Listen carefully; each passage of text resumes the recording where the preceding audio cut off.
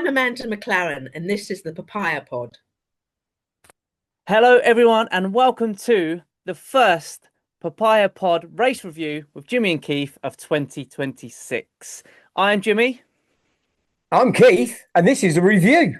This is the race review. First one of the year, mate. Hey, yeah, and what a one to start with. It had its highs, it had its lows, but it had an awful lot of overtakes. Well, yeah, I mean, that's what we were all screaming out for, right? More overtakes. So, how many overtakes do you think they were? Do you think there were during that race? Oh, wow. I think Keith might have a stat in his back pocket for this one. I've kind of have got a bit of a stat. I've been a bit of a spotter. I love that. I'm here for it. We didn't see a lot of the action. They kept it very at the front, but the back boys, the middle field and the back of the field were really going for it. Do you know we had over 120 overtakes on that race this year? 120 overtakes. Wow.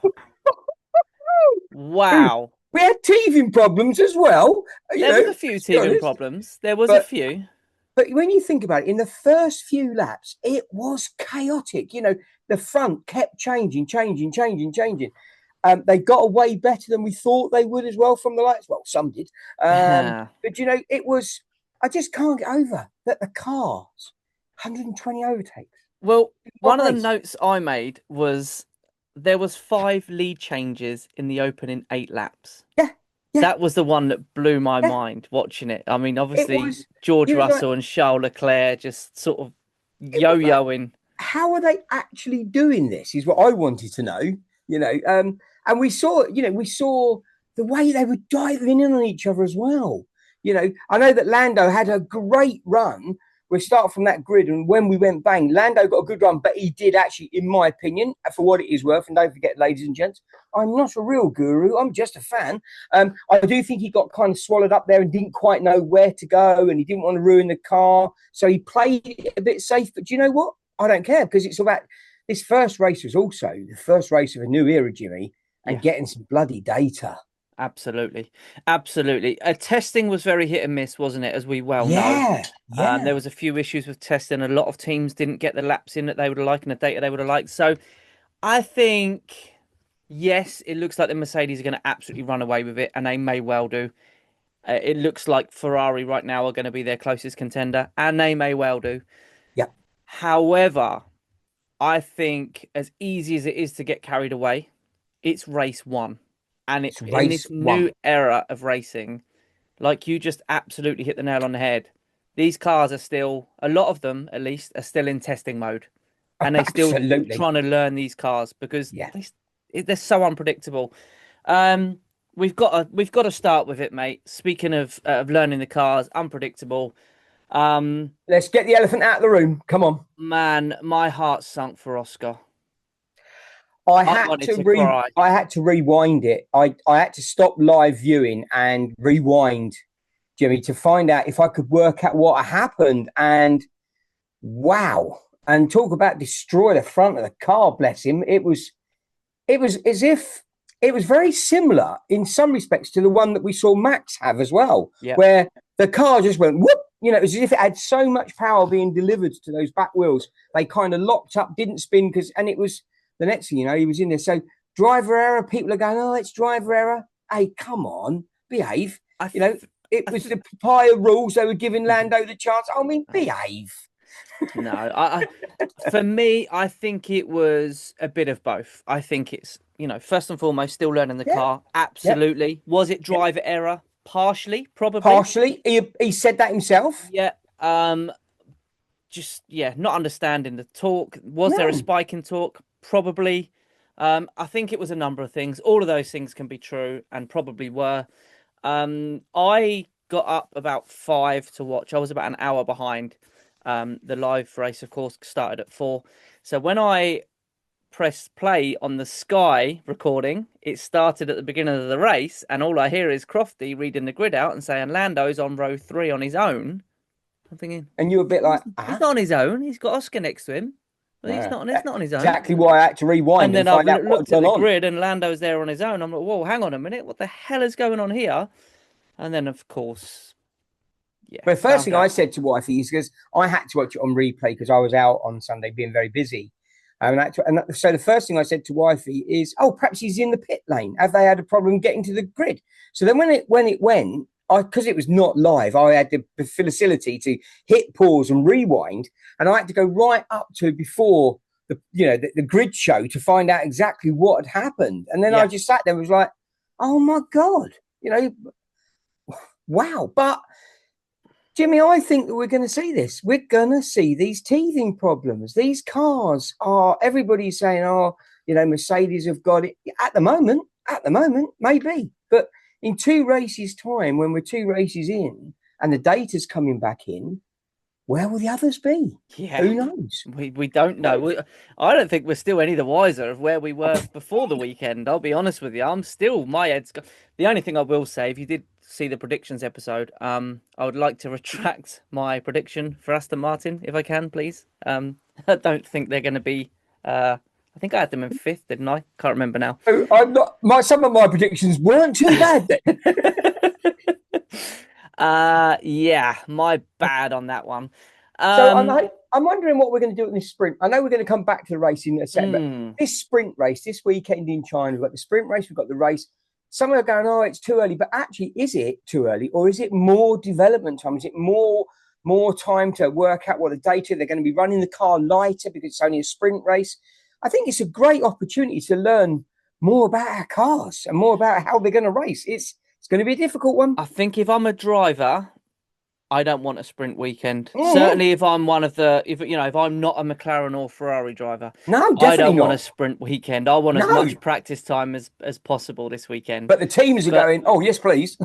Yeah, I mean, listen, this is the hand we're dealt, right? They have to get on with it. But I think it could be last week was chaotic. I think this could be a whole new level with the sprint, of course. I just want to touch on quickly, going back to, let's go back to the race. Come on, let's do this. I don't want to dwell on Oscar, but what I want to say, how I felt about Oscar was it was the same feelings I had of Lando at Zandvoort when his engine blew up. Totally with you. But in a way, probably more so. This is home race. Desperate for him to win this race, man. So desperate for him to win this race. I'd love nothing more than to have seen Oscar Piastri on the top step in his hometown. I'd love to have seen him of Melbourne. Like you. I'd love to have seen him up there, Jimmy, but I'd love the fans to have been able to cheer for him as he went around. I know he got a lot of love and a lot of support, but when we're on a home race, we want to see our car come round the corner, let's be honest. Absolutely. So let's touch on it. Qualifying. We're not going to break down all the other stuff. Q1, Q2, no. You all know what it was. Qualifying, of course, Oscar was actually 5th. Lando was 6th. Obviously Oscar crashing out on the way to the grid. He outdid Isaac Hadjar, didn't he, last year? It was the formation lap, although the conditions were pretty bad for that. He outdid that by crashing on his way to the grid. Absolutely heartbreaking. I still can't believe it. My heart bleeds for him. He was, his radio straight afterwards, you could tell he was very understandably very upset. Very deflated, very upset. The whole of Australia was, and all McLaren fans around the world as well. And anyone with a heart, quite frankly, should have been upset for him. And then if we go back to qualifying before we go into the race mode, it was a mixed bag. It was a real mixed bag. Really Sometimes Oscar was looking like he'd got that car under control, and then Lando didn't look like he was doing very well. Then it would swap, and Lando looked like he'd nailed it, and then Oscar, and you could just almost feel the frustration with because on those medium tyres, I mean, those Ferraris were scary in qualifying on those medium tyres. Yeah. Very scary. They really were. And when we did get to race and we put the hard on, excuse me, ladies and gents, that wasn't there was no sort of like sexual pun there. It was the hard tyre on one, perhaps you'd say. Jimmy's going to have a heart attack for that one. Family show, Keith. So we eventually did get to put the hard tyres on. It didn't work as well as it should have done. I'm just going to give up. Oh, that's brilliant. That's, ladies and gents, why we keep these live and we don't pre-record. Oh, brilliant. I mean, the qualifying was a real mixed bag. I mean, I think Hadjar was where was Hadjar? Was he 3rd? He did really well at some points. Some of those young drivers seem to, I suppose they haven't really kind of got used to get too much of last year. They're probably more open for change in a brand new car because they've only had a season and a bit in one car. So this is, interchangeable. Who knows? I don't know. I mean, we have to give a shout out to Lindblad. Oh, absolutely. I mean, wow. What a debut weekend for that man. That was seriously incredible.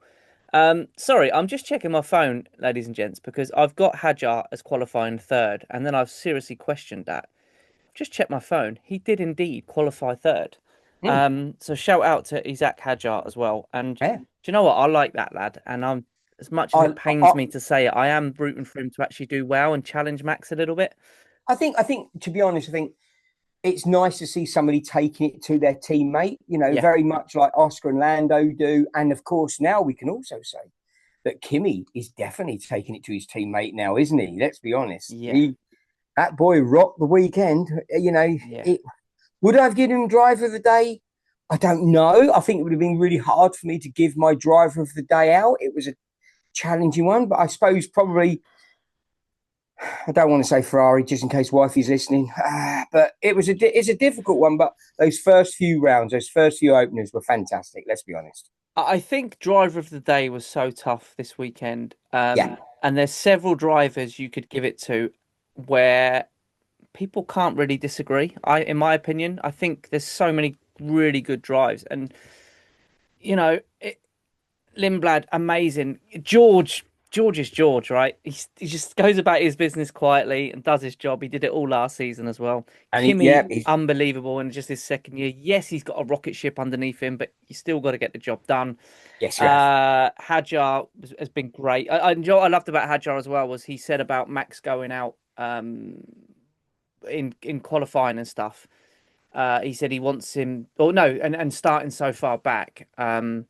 He said he wants to see him up the front so he can actually see where he's at with regards to Max as well. He wants to see how his car compares and how his driving compares, which is, again, what we haven't had for a few seasons. This guy's in his second year of Formula One, and that's his mentality. No, I want Max to be up there so I can test myself against him. Unbelievable.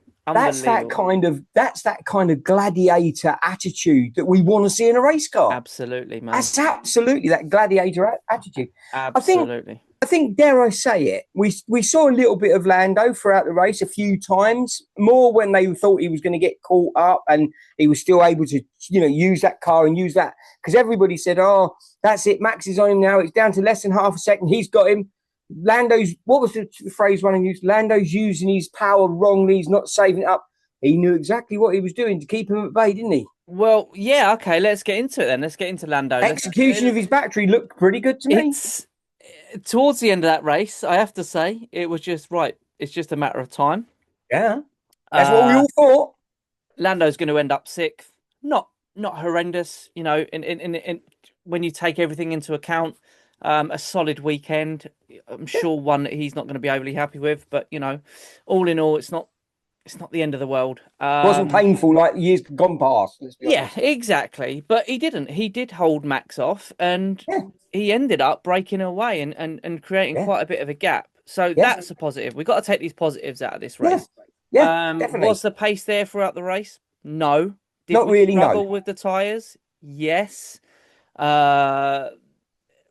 Is there a lot of work to do? Yes, absolutely. But I'm sure Mercedes will tell you there's still a lot of work to do from them because they will not be satisfied despite running away with it. There's a lot of work to do for all of these teams. People are still finding their feet. Absolutely. It's, the power unit, the batteries are really causing problems with the delivery, when it delivers, how it delivers. Some of them have got, we know that in testing, in practice, free practice and in qualifying, there was times when Lando's car wasn't responding the same as Oscar's was, etc., etc. The only thing that I get, it was such a cracking way to open the season with 120 overtakes. Let's be totally honest, it was fantastic. But we didn't see much of the back. We didn't see a lot of the dogfighting that was going on behind that, which I suppose if you were live, if you were watching it from Melbourne, you got to see the dogfighting going on. But obviously Sky were concentrating on the front. But it would have been a little bit nice, as this was the first race of a new season, to have really captured moments from the front, the middle, and the rear of the grid to see what people doing in their pit stops, how it worked. Because even they weren't as tactical, was it? Was the undercut going to work? Was the overcut? Yeah. Or do we just put the tyres on and go for it? Teams just didn't know this. The strategy was so hit and miss. It really was. Yeah, I mean, I think, like I said, it wasn't a disastrous weekend for McLaren. Yes, Oscar going out was heartbreaking. That was, yeah. But let's not write us off. This is far from over. We're one race weekend down, guys. We've got another 23 to go. We was in the top 10. We've bagged some points. That's all we needed. Yeah, absolutely. Absolutely. What would we have been like, Jimmy, 2.5 years ago, if I'd have said to you, we were 5th? See, those of us that have been around long enough would have been going, we were 5th. Yeah, absolutely. We got some real valuable points. Yeah. What did we do differently to get 5th? And now we're going, well, we weren't 1st or 2nd. So I think this is the thing, right? And I opened up some of the McLaren posts on Twitter and stuff just to see the comments, and I don't know, why do I do it to myself? I don't know. But I hate to say this, but let's separate ourselves from I'm going to say it, the glory hunting fans, the ones that were just here for the last 2 seasons or last season. To do what McLaren did last season, guys, we've said this so many times, is not normal. That is not a normal thing for any team to be able to do that. No.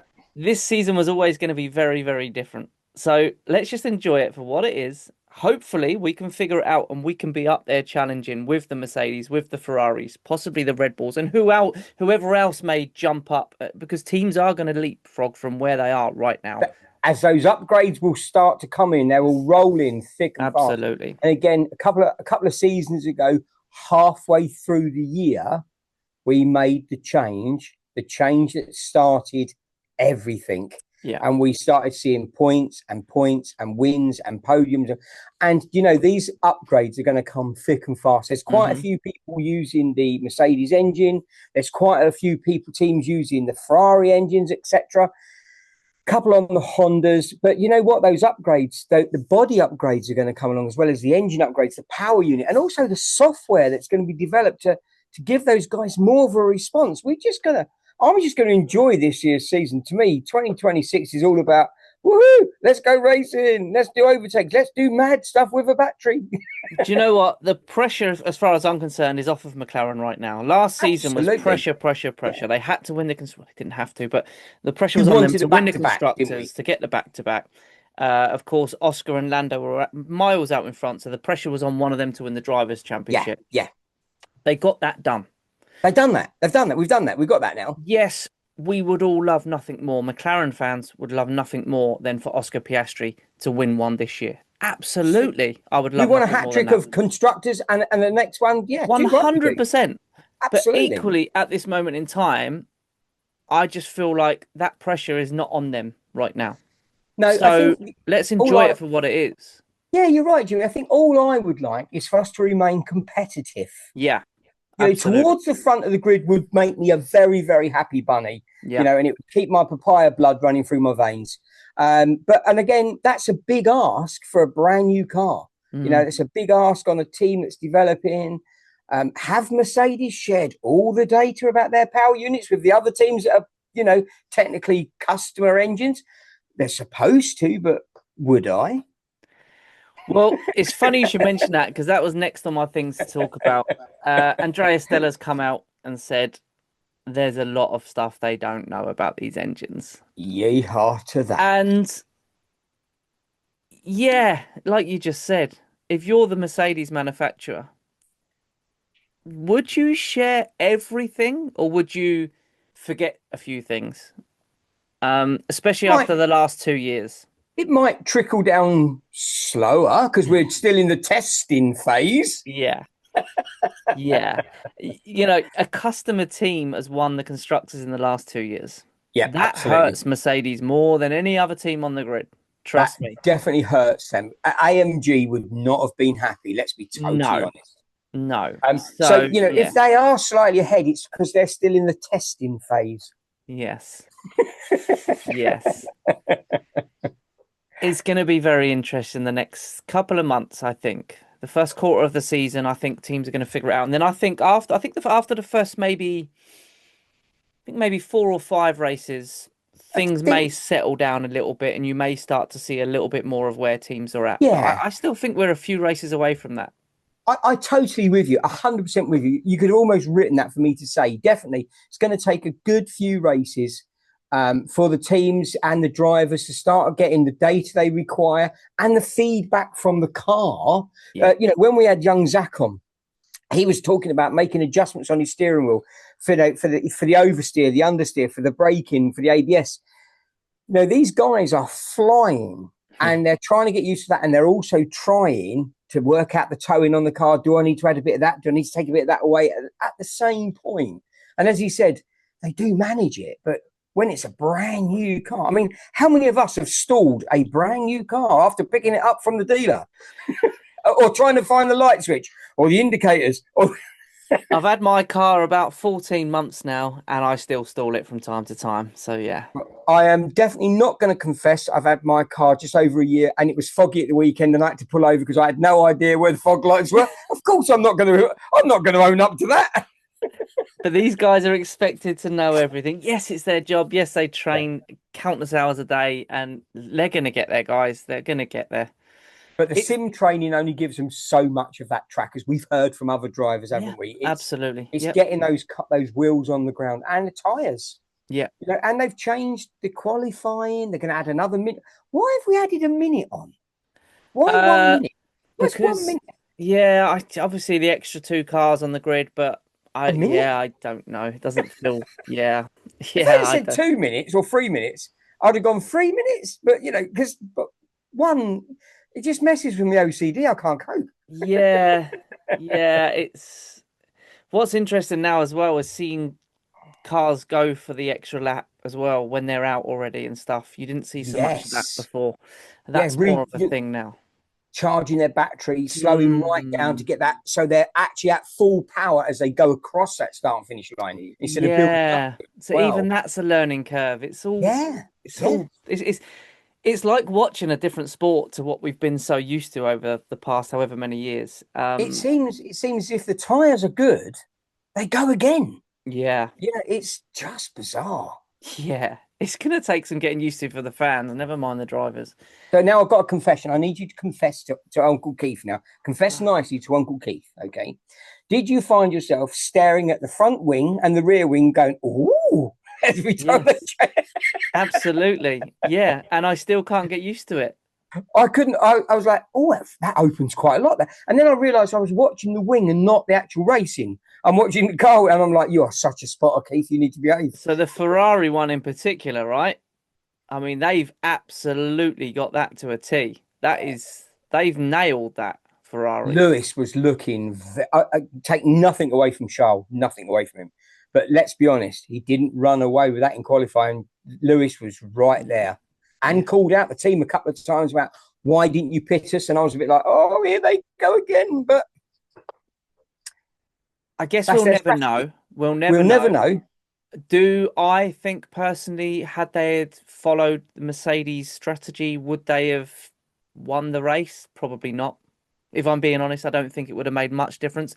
I liked what Lewis said about, surely you pull one of us in, split the strategy just to see if it would have made sense to me as well. But then do you pull Charles in because he's the leading driver? Then you're going to risk upsetting Lewis, or do you pull Lewis?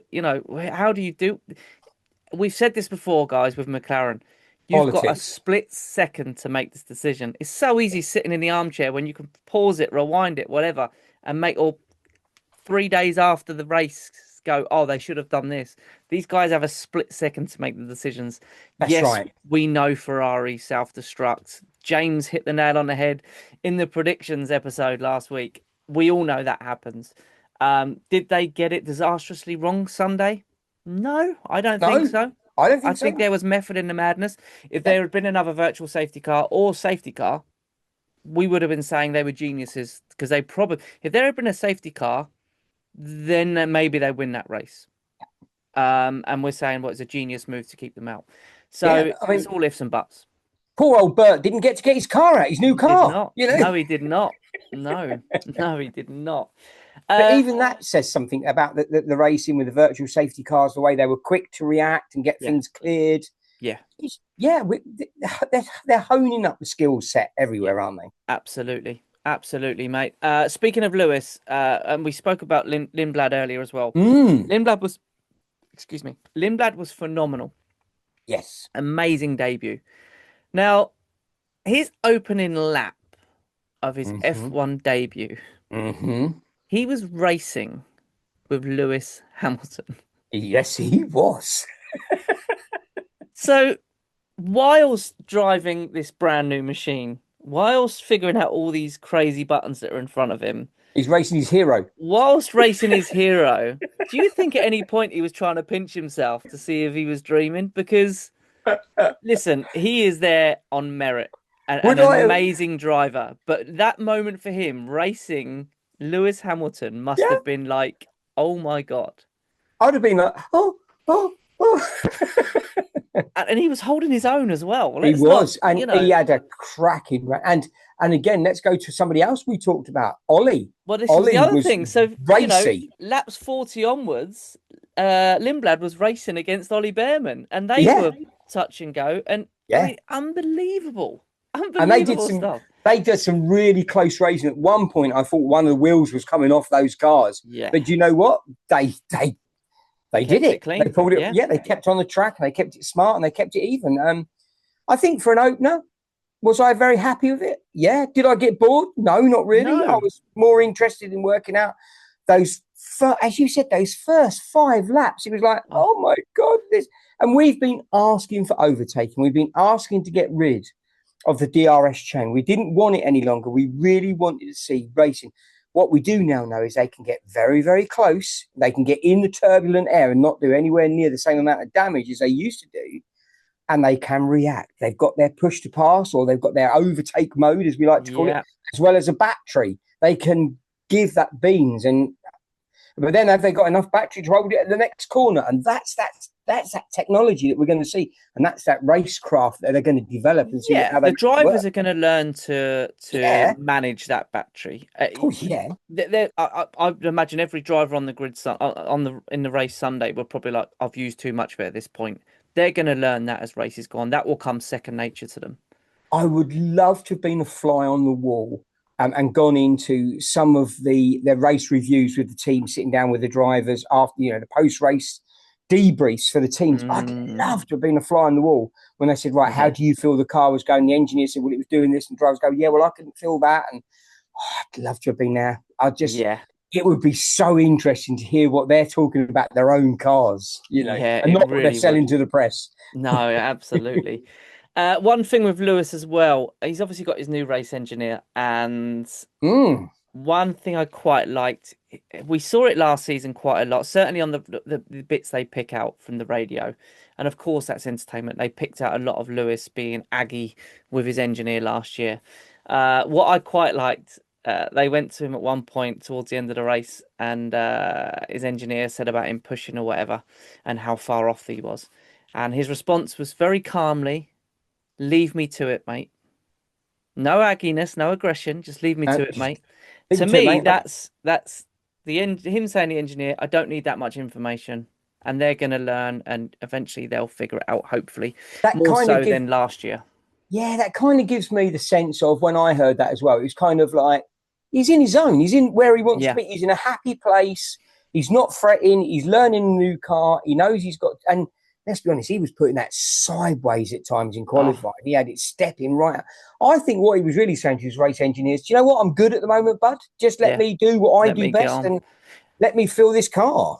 And so nice to see him afterwards, just relaxed and happy and content. Yes, they asked about the strategy, and he was like, no, that's fine. It's all good.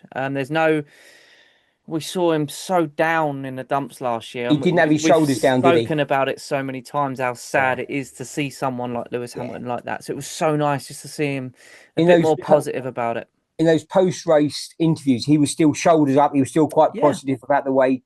What I suppose the only thing that we haven't had, if we go back to our team momentarily, is, of course, we've only got one lot of driver feedback because of Oscar's mishap, because of his whoopsie, on getting out there. We've only got the one driver. They'd got it through qualifying, but of course that was long distance. Now this is the first time they've taken the car to race distance, and they've only really got Lando's feedback on that, which is going to be hard for Oscar because he's going to be playing catch up again. I suppose 100%.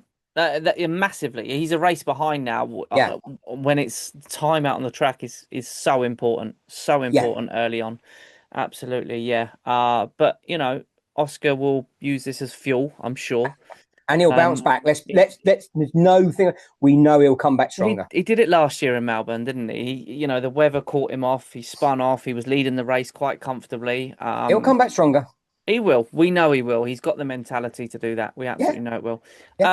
Just want to touch on absolute heartbreak. Lap 18. The cameras go to a Cadillac, and it's Valtteri Bottas who is retiring the car.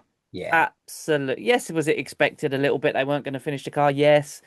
But you know how much we love Valtteri on this podcast, and I was gutted for him. Absolutely gutted. There was a little bit of me that went, oh, no. Yeah. Why Valtteri? But, even that, though, he had to retire the car. But there's that grown-up attitude of a seasoned race driver. Yeah. He put that car where he could to get it right out of the way. Yeah. Yes, it still brought out a virtual safety car, but it wasn't on the track. There was no chance of someone coming around hitting it. He got it on the grass. He got it tucked up near one of the escape routes. And that just shows you again, though, doesn't it? The mentality of these seasoned drivers. They're thinking not just of themselves, but everyone else. I need to get this off there because it could potentially cause a lot of problems. Yeah, 100%, mate. So if we're going to talk problems for a minute, what about leaving the coolers in the air ducts then when you're going around the track? And then Lando running them over.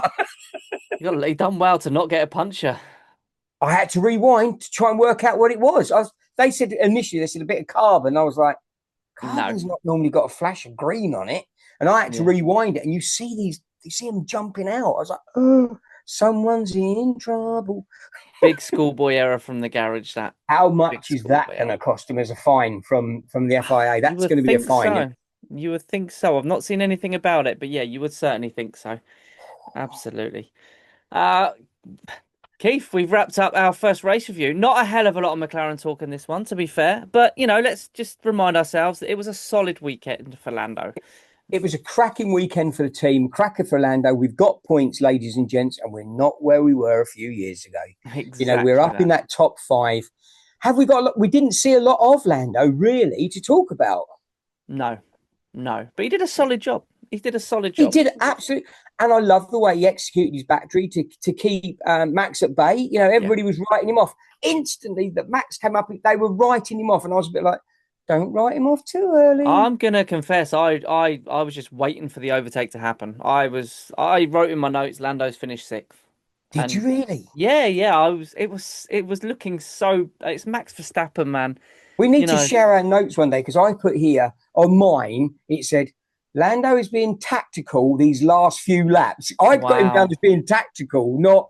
And I suppose there's part of me thought he's not doing what they think he's doing. He's using his battery differently to get that leap up forward again, to break the toe and get their foot. So that's racing. That's why we're fans. My notes, Max was absolutely smothering Lando in the last 15 to 20 laps. And I wrote down Lando to finish 6th.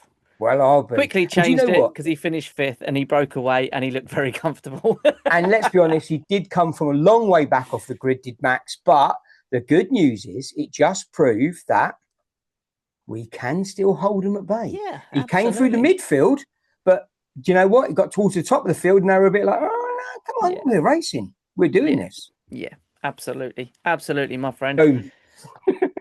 Well, we go again this weekend, and I'm grateful for Oscar. I'm happy for Oscar for that because he can just put Melbourne behind him and look forward to China this weekend. So we're going to have to do double notes as well because we've got a sprint race to talk about when we do our review and a race to talk about when we do our review. We have indeed. Guy, this one is out a little bit late because I'm on call with work this week. Real life sometimes gets in the way of this. It does. So this will be out later than usual. And there's a good chance the China weekend, I might not be able to watch in real time because I'm on call all weekend as well, which sucks. I'm not getting up early. I'm just saying. I'm not getting up early. Keith's not going to get up early either. Don't blame him.